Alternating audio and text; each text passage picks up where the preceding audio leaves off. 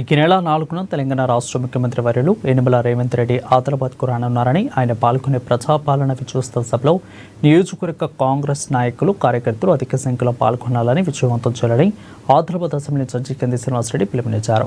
మంగళవారం ప్రజాసేవ భవన్లో శ్రేణులతో కలిసి ఆయన మీడియాతో మాట్లాడారు. ఇందిరా ప్రియదర్శిని స్టేడియంలో మధ్యాహ్నం 12:30 నుంచి నిర్వహించే ఈ సభకు వేలాదిగా ప్రజలు తరలి రావాలని ఆయన కోరారు.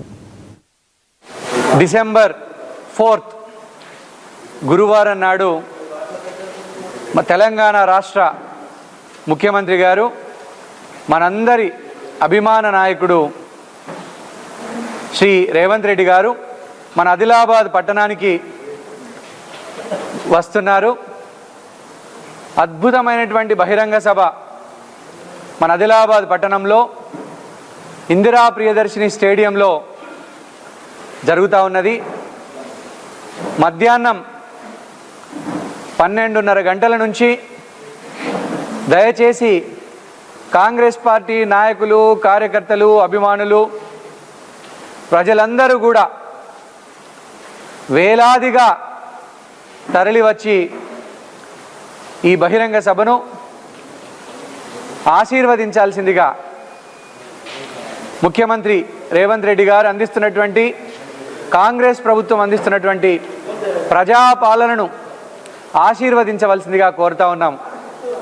ఆదిలాబాద్ ప్రజలందరికీ కూడా బడుగు బలహీన వర్గాల ఆశాజ్యోతి కాంగ్రెస్ పార్టీ, దానికి ముఖ్యమంత్రి రేవంత్ రెడ్డి గారి నాయకత్వంలో ఆదిలాబాద్లో 500 కోట్ల రూపాయలకు పైగా పనులకు శంకుస్థాపన చేస్తూ పూర్తి కాబడినటువంటి పనులకు ప్రారంభోత్సవాలు చేయడానికి, ప్రజలందరితో ముఖాముఖి మాట్లాడడానికి మన రేవంత్ రెడ్డి గారు వస్తున్నారు. కాబట్టి ఆదిలాబాద్ ప్రజలందరూ కూడా ఆదిలాబాద్ నియోజకవర్గం, బోత్ నియోజకవర్గం, ఖానాపూర్, ఆసిఫాబాద్ అన్ని నియోజకవర్గాల నుంచి వేలాదిగా తరలివచ్చి రేవంత్ రెడ్డి గారి సభ ఆదిలాబాద్లో విజయవంతం చేయవలసిందిగా చేతులు జోడించి నమస్కరిస్తా ఉన్నాము.